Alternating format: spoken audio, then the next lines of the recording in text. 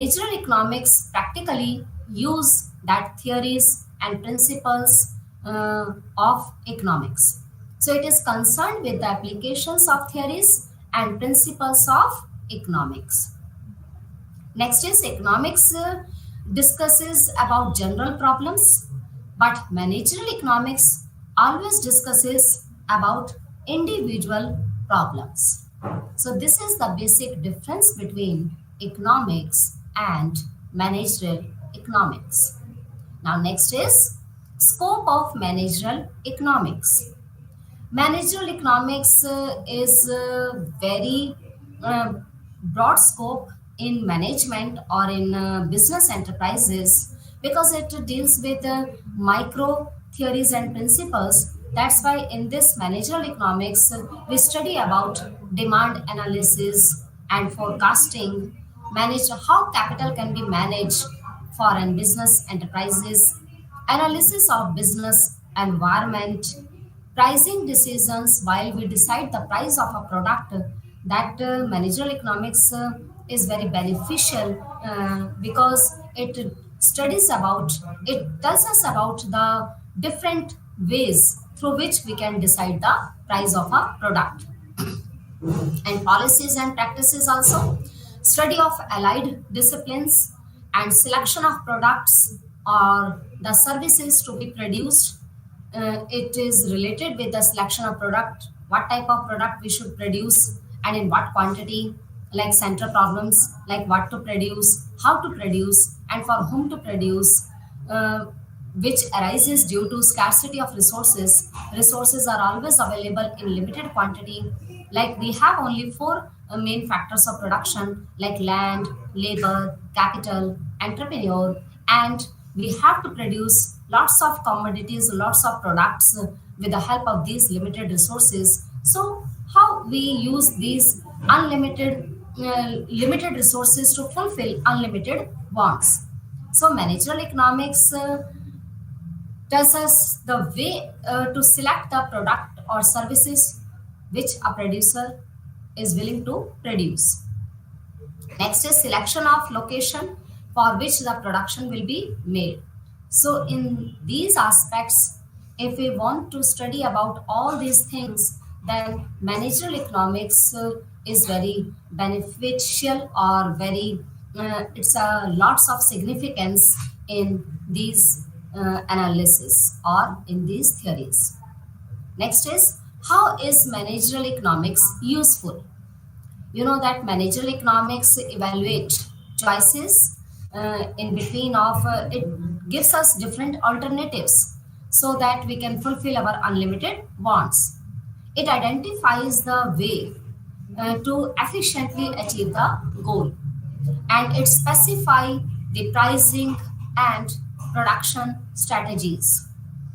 Provide production and marketing rules to help maximize net profit. So managerial economics is very useful because it evaluates the choices, alternatives. You know that resources are limited and wants are unlimited. So we have to make a choice in between of unlimited want and limited resources, that we what type of commodities should be produced in what quantity and how to produce. It means what type of technology we should use to produce goods and services, and producers aim is always to earn maximum profit at minimum cost. So producer always choose that type of technology in between of labor intensive and capital intensive, which technology is available in abundant quantity, and which technology is easily available, and that cost will be cheaper than other technology. So producer always choose that type of technology which gives him maximum output at minimum cost. So it identifies the different ways to efficiently achieve goals, and it specify the pricing strategies and production strategy. How we produce more goods with the help of limited resources, what type of strategy we should adopt while deciding the amount of total product, and while deciding the pricing level of the product. and it always provide the different production and marketing rules which helps us to achieve maximum profit and making the best decisions. Managerial economics can be used to efficiently meet managerial or management objectives. Managerial economics can be used to understand the logic of a company, consumer, and government decisions. So, in this way, managerial economics is very useful for business entrepreneurs. Next is origin of managerial economics. How managerial economics is originated. Like every other individual, a manager of a business firm has to take decisions in the face of scarcity of resources and alternative uses of resources. In fact, success of a business firm largely depends upon the efficient utilization of limited resources remaining in the disposal of the business firm. Thus, managerial economics is evolved as an important tool kits which is useful in the decision making for the manager. The development of managerial economics as a separate discipline has a recent origin.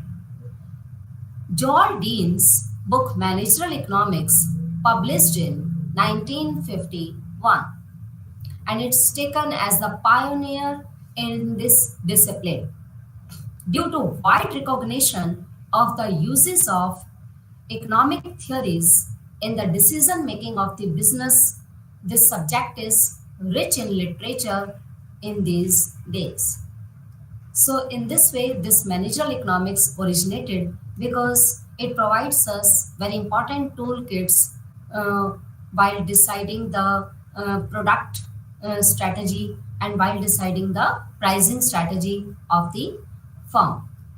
So, managerial economics is very important because it deals with different decisions, it deals with the resources which is available in limited quantity, and you know that resources have alternative uses like electricity. We use it for different purposes, but electricity is one, but we are using for different purposes. Same as milk is one, but we are using it for different purposes. So this is called alternative use of the resources. And why we have to do this alternative use of the resources? Because resources are scarce and wants are unlimited. So in this situation, a successful business firm or success of a business firm mainly depends upon the efficient utilization of the resources. If firm efficiently utilize all the available limited resources, then firm can achieve their set targets and the goal of maximum profit. Next is demand analysis parameter. This demand and demand forecasting and revenue analysis is related with block 2. You know that demand. What is the meaning of demand? Demand simple in simple words, demand refers to the quantity of a commodity which a consumer is willing to buy at a given price and at a given time period. Demand concept is very important because while deciding the production decision, or when producer want to decide about the how much quantity he has to produce for consumer, then first of all producer should analyze the demand of the consumer, because without analyzing the demand, if producer produce so much goods and services but demand is not exist in the economy, then how producer can get maximum profit? So this problem will arise if we will not study about demand analysis. So demand refers to the quantity of a commodity which a consumer is willing to buy at a given price and at a different time period. Now demand analysis tells us about the price of the product. Demand generally related with price, and it has inverse relationship with price. If price rises, demand falls. If price falls, demand rises. It means there is a negative or inverse relationship between price and demand for a commodity. Demand has so many determinants factors. According to Marshall, law of demand refers to the inverse relationship between price and quantity demanded if other things remaining constant, because Marshall assumed that if all the other factors which can affect the demand for a product, if all factors remains constant, then demand will inversely related with only price of the product. When price rises, demand will fall, and when price falls, demand will rise. Because who demand for goods and services? Obviously, consumer. And producer also demand for goods and services, because producer produce only single commodity, or not producer can produce all the goods and services which are available in our country or in whole world. So producer is also a consumer, and consumer always demands for goods and services for satisfying their wants and their needs. So generally demand depends upon price of the commodity. But so many other factors are also affected, also affects to the demand. Number 2 point is taste and preferences. Number 1 point is price of own commodity, product's own price. First of all, this will affect the demand. If price rise, demand falls. If price falls, demand rises. Next is consumer income. Income and demand for a commodity has positive relationship. If income rises, demand will also rise. If income falls, demand will fall. But goods are of different types, like normal goods and inferior goods and necessary goods. If goods are normal or luxurious goods, then there will be a positive relationship between demand and income of the consumer. If good is inferior, then income and demand will be inversely related.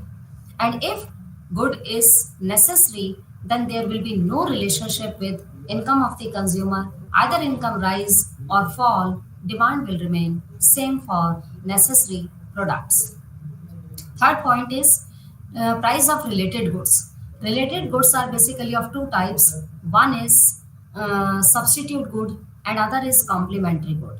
Substitute goods are those goods which can use in place of each other, and like tea or coffee, Campaign Pepsi, and Slice and Maza, etc.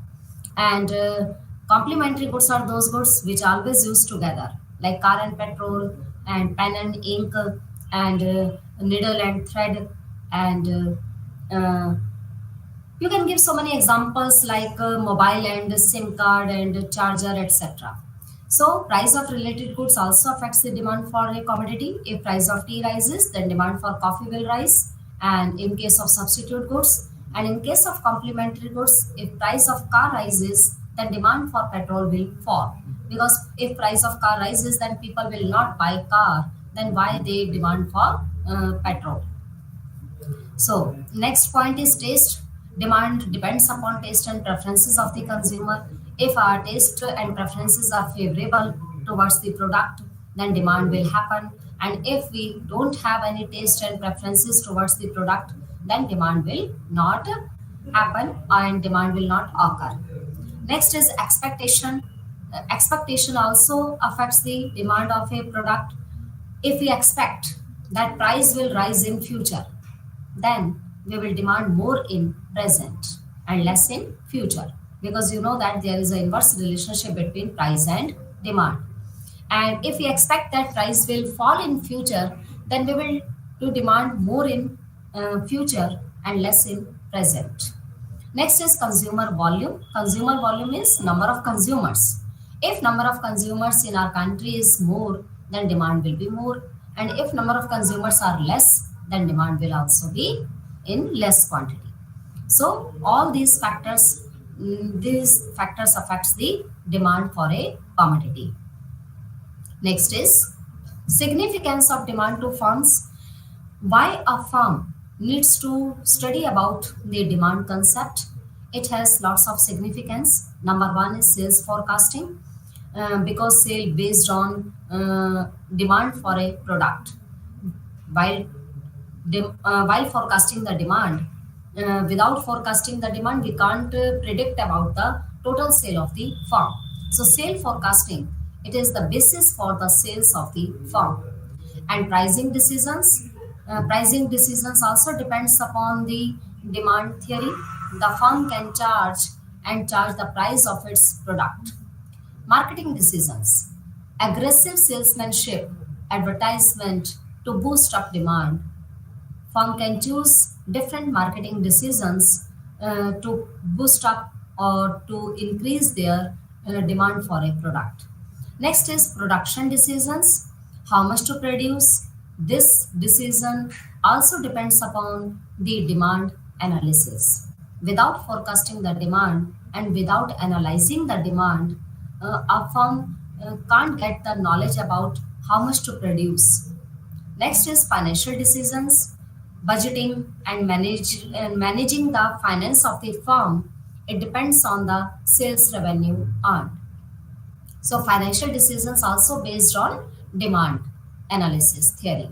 So this demand is very important concept and it has a very great significance in management or in business enterprises. Next is demand forecasting. You know that what is demand? Demand refers to a quantity of a commodity which a consumer is willing to buy and able to buy that product. First of all, we must have a strong desire for a commodity, then demand can be fulfilled. Next is we must have ability to pay. We must have purchasing power to buy that product. And next is willingness to pay for the product. Sometimes what will happen that we need or we desire for a commodity, and second, commodity is also available in the market. Third, we have purchasing power but we are not willing to pay. In this case, demand will not fulfill. So these four things are very necessary for the fulfillment of a demand of a commodity. One is strong desire, next is availability of that commodity into the market, third is willing ability to pay, and fourth is willingness to pay for the product. So if there is ability and willingness but no desire, then it is not a demand. Similarly, without willingness, if there is a desire and ability, then also it is not a demand. Now, what is demand forecasting? Demand forecasting is a prediction or estimation of future situation under given conditions. Next is profit. How we can calculate profit? Profit is based on cost and revenue theory. Profit is the difference between total revenue and total cost. Now, what is revenue? Revenue is the total money income which is received by a seller after selling its output. And total cost is the summation of fixed cost and variable cost.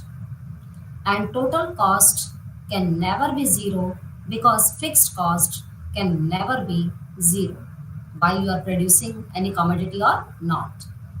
Variable cost can be zero and can be flexible or change because its name is variable, which can change, which can vary. But fixed cost remains always fixed in nature. Either you can produce goods, more goods or less goods. And total revenue is the total money income which is received by the seller after selling its output, and we can calculate total revenue by multiplying price and quantity. And total cost is the sum total of fixed cost and variable cost, or TFC plus TVC. So profit generally estimated by taking the difference in between of TR and TC. And economic profit is equals to total revenue minus economic cost. And what is economic cost? Economic cost is the sum of accounting cost plus opportunity cost. In this economic cost, we include all types of cost like direct cost, indirect cost, and opportunity cost. Accounting cost is direct cost, which we can see indirectly. Like land cost is rent, labor cost is wages, capital cost is interest, and entrepreneur cost is profit. This cost is direct, we can see. So this is called accounting cost or explicit cost.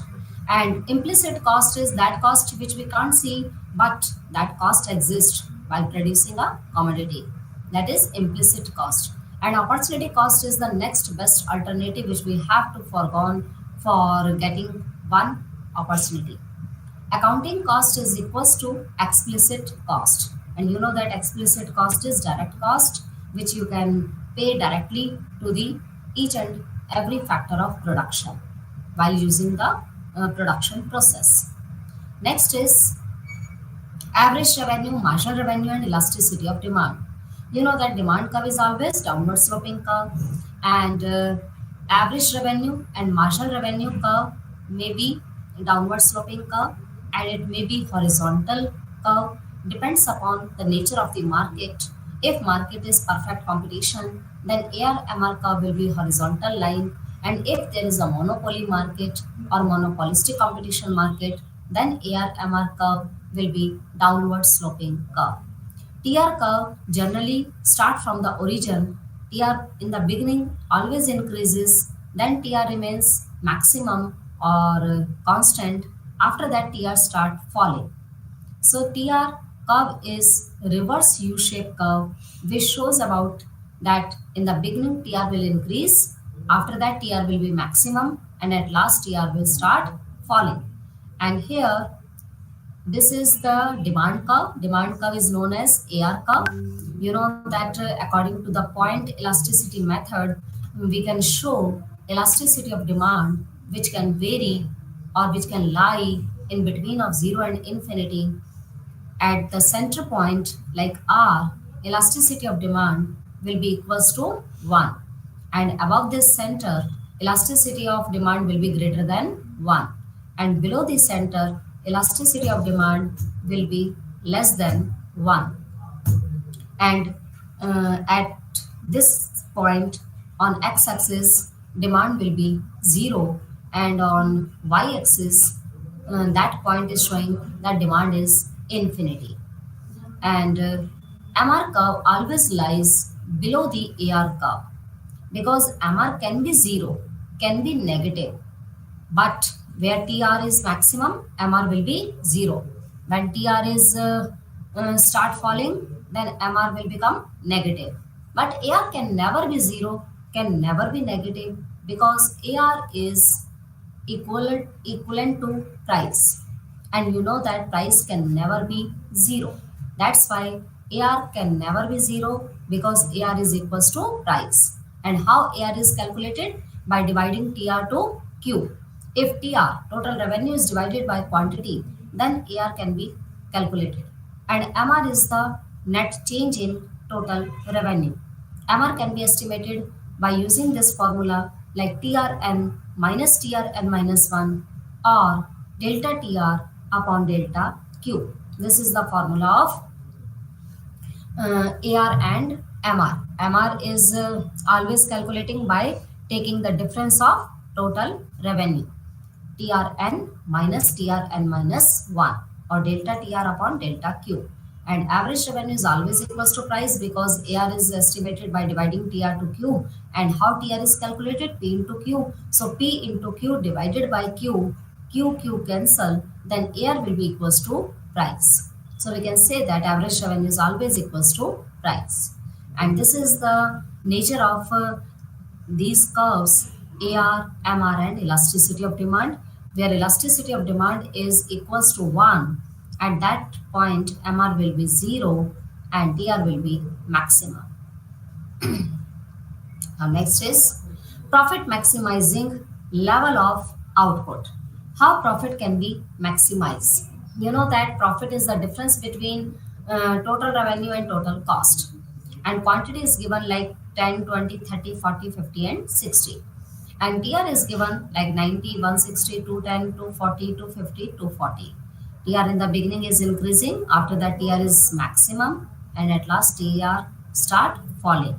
And DC is like 70, 120, this is the sum total of TFC and TVC. 70, 120, 150, 160, 225, and 300. Now, how we can calculate profit? By taking the difference in between of TR and TC. We can calculate profit. TR minus TC. 90 minus 70 is equals to 20. That is profit. 160 minus 120, 40 is profit. 210 minus 150 is 60 is profit. 240 minus 160 is 80 profit. 250 minus 225, 25 profit. And last, when TR start falling and TC start rising, at that time profit will become negative. It means here firm is bearing loss. So where is the maximum profit level, or what is the maximum level of output a firm should produce? So here 80 profit is the maximum profit at which level of output? 40. It means when firm is producing 40 units of a product, here firm is getting maximum profit. So in this way we can calculate maximum level of output at maximum profit point. Now next is economies and diseconomies of scale. That is also very important, and it is related with the production function. While a firm choose returns to scale, and in long run firm can expand its business enterprises. When firm expand its business, then firm will get different types of benefits, which is known as economies of scale. That can be internal economies or external economies. So when a business firm expands its scale of production to earn profit, it derives many economies of large scale production, which in turn help in lowering the cost of production and increasing the productivity of the goods. So this is called economies of scale. And when a business firm overutilizes these economies, you know that excess of everything is bad. A firm expand its businesses which is easily manageable, then firm will get economies of scale like internal and external. In this case, increasing returns to scale law will be applicable. But if a business firm overutilizes all the available resources, then these economies will convert it into diseconomies or disadvantages or dis uh, benefits. So in this case, benefits will be lower and cost will be higher. At that time, diminishing returns to scale law will be applicable. There are three laws. One is increasing returns to scale, second is constant returns to scale, and third is diminishing returns to scale. Increasing returns to scale law will be applicable when firm is getting economies of scale, and diminishing returns to scale law will be applicable when firm overutilizing all the available resources. In this case, economies will be converted into diseconomies and firm will be in situation of diminishing return, and firm has to bear losses. And in case of constant, it means firm is getting the same amount of output, whatever input, the same amount of input. If firm is using 10% of input and getting 10% of output, that is called constant returns to scale state. Next is production and cost analysis. This is related with third block. Production, you know that it's a technical relationship between inputs and output. Inputs are mainly for land, labor, capital, entrepreneur, and other resources are like raw material, fuel, etc. And with the help of these inputs, we can produce sets of outputs or goods. Like input is land, labor, capital, technology, legal and social, cultural institution. All this affects production function. And production function generally it tells us about the relationship between or technical relationship between input and output. Now next is cost function. Cost function are the pecuniary relationship between output and the cost of production. Or cost means the money expenses which incurred in the production of goods and services. That is called cost. And there are different types of cost. And cost function explain the relationship between output and the cost of production. Like input, all the inputs are cost, and technologies, price of inputs. Cost function are determined by the price of inputs and the production relationship. It is necessary to understand production function if you are to interpret cost data. Next is there are different types of cost like short run cost, long run cost, fixed cost, variable cost, short run total cost. Fixed cost is that cost which incurred on fixed factors like land is fixed factor, capital or fixed machinery, heavy machinery is known as fixed cost. So fixed cost is a cost which won't change with a change in the level of output. And variable cost, it is clear by its name, it can change, it can vary according to the change in level of output. And short and total cost is the sum of fixed cost and variable cost. The total actual cost that is supposed to be incurred to produce a given output is short run total cost. Now, for example, short run fixed cost examples are like building cost, rent cost, and insurance charges, etc. All these costs called short run fixed cost. And variable cost examples are like labor cost, raw material cost, electricity cost, telephone charges, etc. And total cost is the sum total of fixed and variable cost. Technically efficiency and economic efficiency. What is the meaning of efficiency? Efficiency means if we use all the available resources in such a way so that wastage or inefficiency will be at least point, and efficient allocation of resources at higher level, then we can say that firm is doing uh, is business efficiently, or all the resources allocated by a firm efficiently. So technical efficiency and economic efficiency. The economically efficient method of production is the method that produces a given level of output at the lowest possible cost. That is called economically efficient production level, in which all the resources available, or firm is using all the resources in such a way so that cost will be minimized and output will be maximized. That point is called economically efficient point. Next is cost of production. In this, you can see here, fixed cost curve is always horizontal line parallel to the x-axis, because fixed cost can never be zero. At zero level of output, fixed cost always exists. So fixed cost curve always be a horizontal line which is parallel to the x-axis.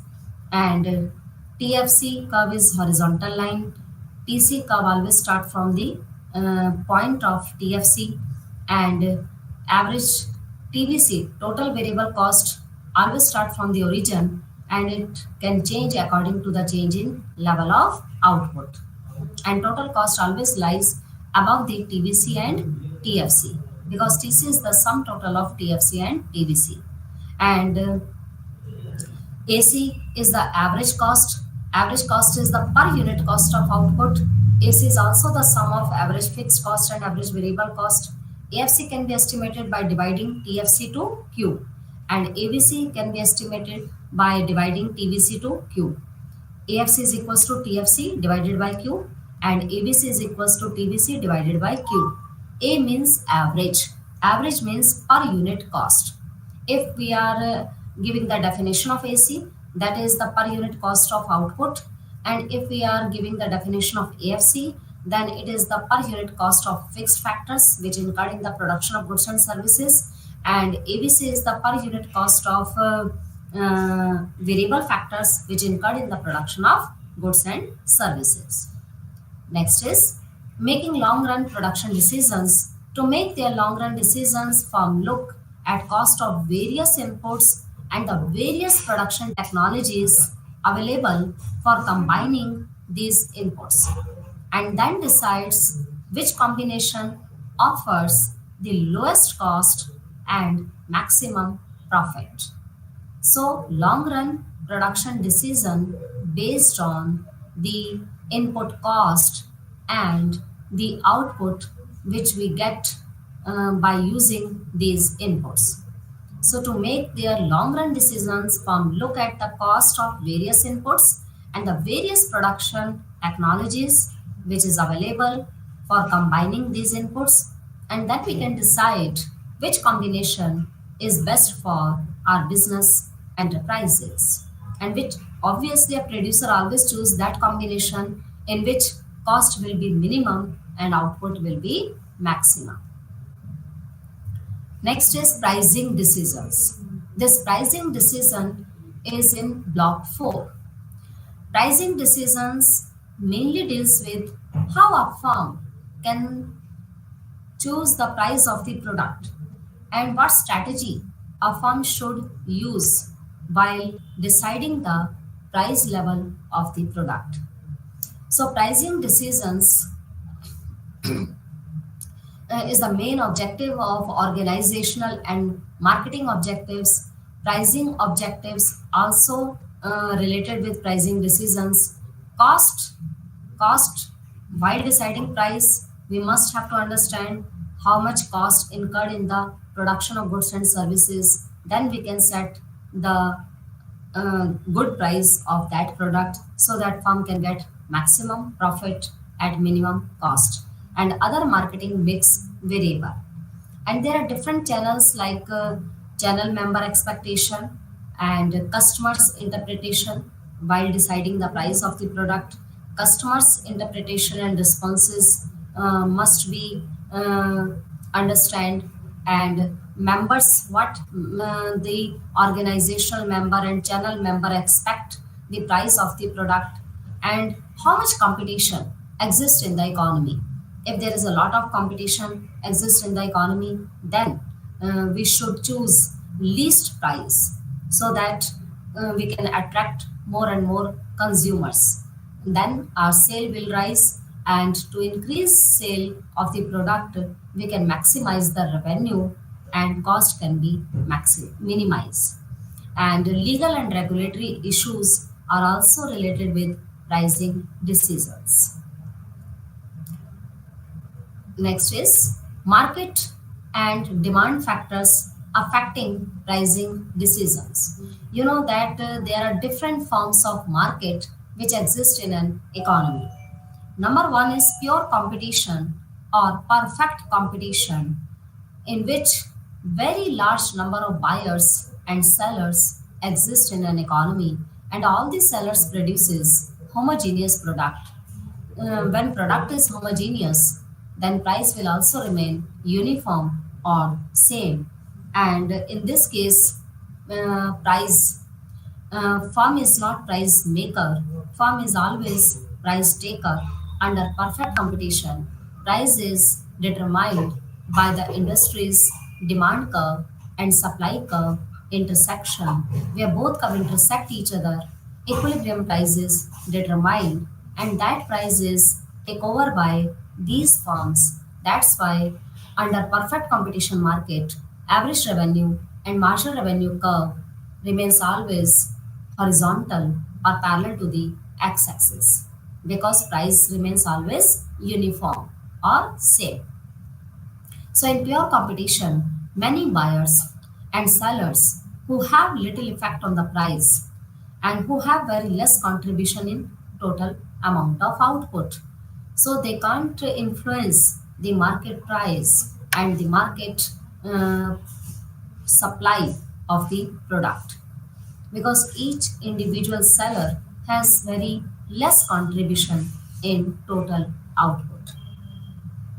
Next is monopolistic competition market. Monopolistic competition market is known as imperfect competition market. In this market, many buyers and sellers exist who trade over a range of prices.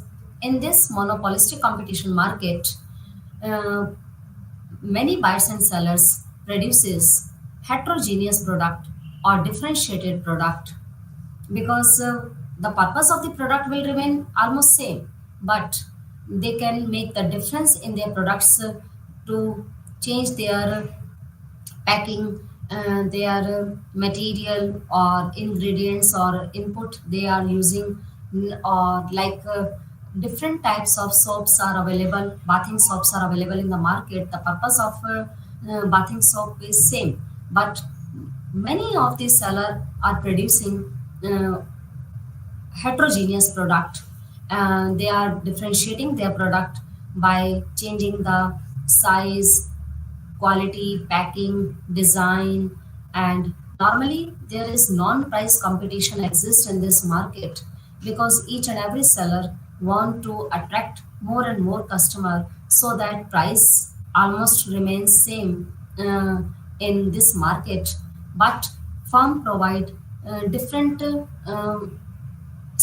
different types of benefits to the consumer, like buy one get one free, 25% extra or 35% extra with that product, and some gift vouchers or gift coupons or free home delivery, etc. This type of marketing strategy can increase their sale and they can sell more output to get maximum profit. So this type of strategy they choose, but while deciding the price, they always keep in mind another firm price. What is the another firm price? Next is oligopolistic competition market. Oligopolistic competition market is that market in which only few sellers exist who are very sensitive to each other. They are mutually interdependent on each other. They mutually decide the price of the product and the quantity of the product because their main goal is to earn maximum profit. And sellers are very few, not a large number, so they can easily make their cartel form or group of few sellers. Cartel means group of few sellers. When firms are very less in numbers, then firms always make cartel, group of firms, and firms decide the price and output mutually so that they can get maximum profit.